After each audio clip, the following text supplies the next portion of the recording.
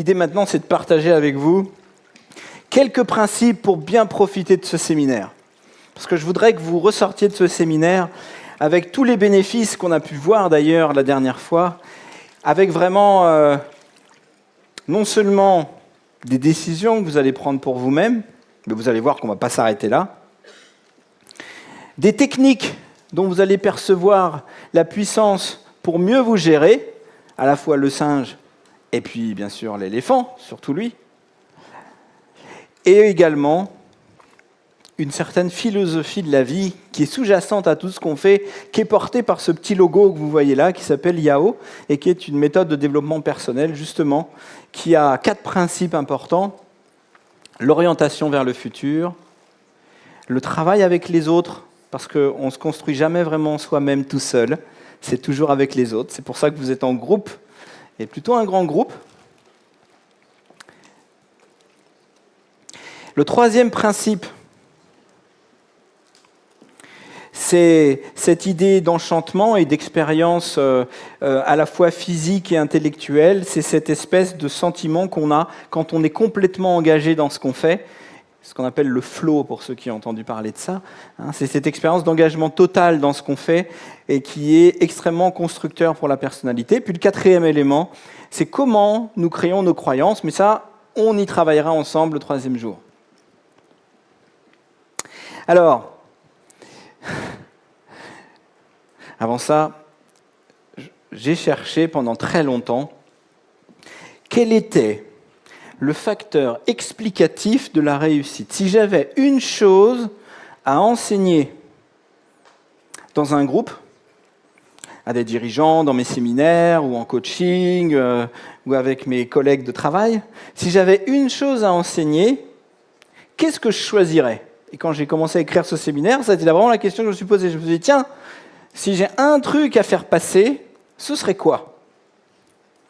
Alors j'ai commencé avec une idée qui m'a semblé évidente. Je me suis dit, finalement, la chose la plus importante pour réussir, c'est de savoir fixer des objectifs. Ben oui, parce que quand on y pense, fixer des objectifs, si on ne sait pas là où on veut aller, on a peu de chances d'y arriver. Et fixer un objectif, je l'ai expliqué tout à l'heure, il faut que ce soit un objectif qui soit aspirationnel, qui soit intéressant pour l'éléphant. Vous voyez, pas juste un objectif comme ça lointain, mais quelque chose de vivide, de vivace, d'attractif. Un objectif qui nous donne vraiment envie de nous dépasser. On ne sait pas vraiment fixer des objectifs. On fait des trucs, comme on dit là dans les entreprises, on fait des objectifs SMART. Simple, mesurable, actionnable, réaliste et avec un temps donné. Mais non, il ne faut pas faire des objectifs SMART. Qui fait des objectifs SMART dans la salle ? Que je sache qui je vais me mettre à dos. Bon, ok. Mais non, un objectif SMART, mais non, il faut un objectif qui donne envie de se dépasser. Un truc, dites-moi, on va prendre la montagne, on va conquérir tel client, on va battre tel concurrent, on va construire telle compétence, on va avoir telle qualité demain, on va être incomparable. Ah bah oui, là je commence à... Voilà, vous voyez ? Et on ne sait pas faire ça. On ne fixe pas des intentions comme ça. On fixe des objectifs, mesurables, Je me dis, c'est ça qu'il faut enseigner. Comment fixer des objectifs qui donnent envie ? Alors, ensuite, j'ai continué d'avancer dans ma réflexion. Je me suis dit, c'est pas suffisant en fait, parce qu'il y a un élément clé là-dedans. Si j'enseignais les objectifs, il manquerait quand même quelque chose d'important. Qu'est-ce qui manquerait à votre avis ? L'action ? Oui, les objectifs, c'est pas suffisant. L'émotion ? Certains commencent à me connaître. Oui, mais j'y suis pas venu tout de suite. Je me suis dit, le plus important, c'est la gestion du temps. Ben oui. Parce que vous avez des objectifs, mais vous ne savez pas vous organiser. Vous ne savez pas focuser votre énergie sur ce qui est important. Ben, ça ne marche pas. L'important, c'est la gestion du temps. J'ai continué de progresser, et je me suis dit, non, la gestion du temps, ça ne sert à rien s'il n'y a pas la discipline. Ce qui compte, c'est d'avoir une bonne gestion du temps, mais surtout de la discipline. Il faut que les gens soient disciplinés, organisés, scrupuleux, et qu'ils appliquent finalement les règles. Parce que c'est ça qui manque souvent. on a des beaux modes de fonctionnement, mais on n'a pas la discipline. Et après, j'ai découvert les croyances. Et là, j'ai cru trouver le Graal.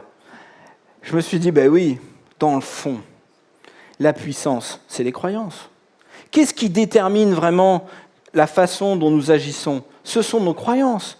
Les croyances de nos ancêtres, les croyances de nos parents, les croyances de la famille, les croyances qui nous sont transmises, apprises. Vous connaissez l'histoire.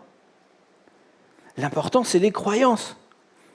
Et au moment où j'écrivais les croyances fébrilement sur mon bloc-notes, que je les rayais immédiatement. Je dis non, ce n'est pas les croyances. L'important, parce que les croyances, c'est bien, effectivement, ça peut changer, pas facile, ça peut. Mais ce qui compte, avant tout, c'est les connaissances. Et oui, entre celui qui a l'info et celui qui n'a pas l'info, ça fait quand même une sacrée différence. Choisir la bonne information dans un monde de surinformation, ça fait quand même une sacrée différence. Apprendre à mobiliser des connaissances plutôt qu'à les avoir soi-même, ah oui, ça c'est intéressant. Comment avoir les bonnes connaissances au bon moment dans un monde où on ne peut plus les stocker? Petit message pour ceux qui travaillent dans les ressources humaines. Est-ce que j'en ai là ce soir qui travaillent dans les ressources humaines là? Ah, voilà, quand même. Bon, c'est intéressant parce qu'on a parlé pendant très longtemps de la gestion des compétences, comme si on pouvait stocker les bonnes compétences chez les gens pour qu'ils s'adaptent au changement. Aujourd'hui, on passe à la gestion des connaissances parce que ce qu'on veut, c'est que les gens soient capables de mobiliser les bonnes connaissances au bon moment. Et il y a une compétence cœur, c'est mobiliser la bonne compétence au bon moment pour le bon sujet. Et donc on travaille plus le développement personnel. C'est l'évolution. Et puis finalement, j'ai trouvé autre chose. C'est pas les connaissances. C'est quoi, à votre avis? J'ai fini par en revenir des connaissances. Plaisir. Oui, j'aurais pu aussi enseigner le plaisir. C'est pas... Certains le font. Ouais. Qu'est-ce que ça peut bien être? Les valeurs, ouais, les valeurs, c'est intéressant. C'est pas tout à fait les croyances. La passion, le sens, l'envie. Ah, vous vous rapprochez. Pardon? L'initiative. Et tout ça, c'est intéressant.